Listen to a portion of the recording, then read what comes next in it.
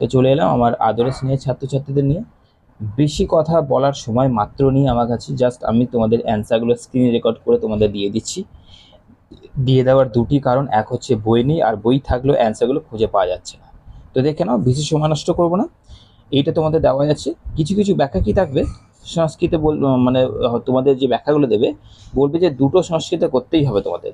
তো তখন তোমরা কি করবে, তখন তোমরা যে এই যে পাঠ দেখছো, এই যে সায়ন ভাষ্য দেখতেই পাচ্ছ তোমরা, এই যে সায়ন ভাষ্য পাঠটা দেখতে পাচ্ছ না, এই যে পাঠটা, এই পাঠটা যখন তোমাদের বলবে যে তোমাদের অন্তত দুটো সংস্কৃতে করতেই হবে, তখন সায়ন ভাষ্য পাঠটা করবে।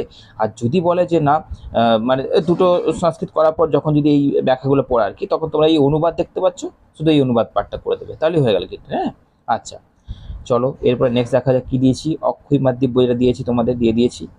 এরপরে দেখে নাও তোমাদের কী দিয়েছি, অহমে বাত ইফ, এটা দিয়ে দিয়েছি। তারপরে দেখো অগ্নির বৈশিষ্ট্য। অগ্নির বৈশিষ্ট্য মানে কি, অগ্নির যে মাহাত্ম্য কোশ্চেনটা দিয়েছিলাম, এটাই অগ্নির বৈশিষ্ট্য। ইন্দ্রের বৈশিষ্ট্য মানে ইন্দ্রের মাহাত্ম্য। দেবী সূক্তের বৈশিষ্ট্য মানে কি, যে দেবী সূক্তকে দার্শনিক সূক্ত কেন বলছে, এই কোশ্চেনটা দেখে নাও।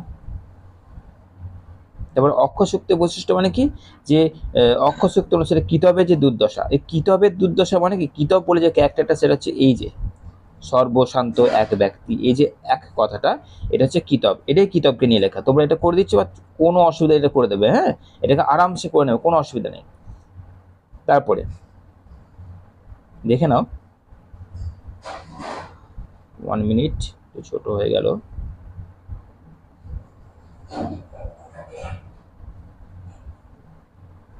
এটা তোমাদের ব্যাখ্যায় আছে, তোমরা জানো তোমাদের ব্যাখ্যায় আছে, এটা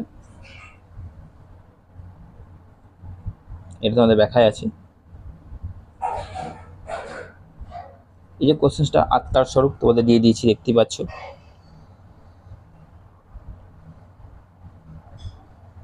তারপরে মুক্তি লাভের ক্ষেত্রে বিদ্যা ও অবিদ্যার গুরুত্ব, অর্থাৎ সব করা কোশ্চেন্স তোমাদের কিন্তু এখানে কভার করে দেওয়া হলো। ওকে, সব করা কোশ্চেন্স কভার করে দেওয়া হলো। এই করা কোশ্চেন্স তোমরা করে নিতে পারছো। এসইসির ভেদিক লিটারেচার অর্থাৎ সাপ্লির চিন্তাটা তোমাদের আর থাকছে না। এই করা কোশ্চেন্স কমে নিচ্ছ। তোমাদের এই যে উত্তর পাচ্ছি না, কোশ্চেন্স পাচ্ছি তো উত্তর দেখতে পাচ্ছি না, বা দেখা গেল যে কোশ্চেন্সটা হয়তো রয়েছে খুঁজে পাচ্ছি না, বুঝতে পারছি না, সব সমস্যার সমাধান করে আমি বাধ্য হয়ে পড়বো না, কিন্তু আমার মনে হলো এই অ্যান্সারটা অন্তত তোমাদের দেওয়া উচিত। এটা আমার স্টুডেন্টসরাও ঠিকঠাক করে বুঝতে পারছিল না, তাদেরকেও দিয়ে দিয়েছি, এবং আমার মনে হলো যে তোমাদেরকেও দিয়ে দেওয়া উচিত, কারণ তোমাদের না দিলে তোমরা পড়বে কোত্থেকে, তাই না? তাই তোমাদের পুরো পরিষ্কার করে দিয়ে দিলাম। চলো, ভালো থেকো, সুস্থ থেকো।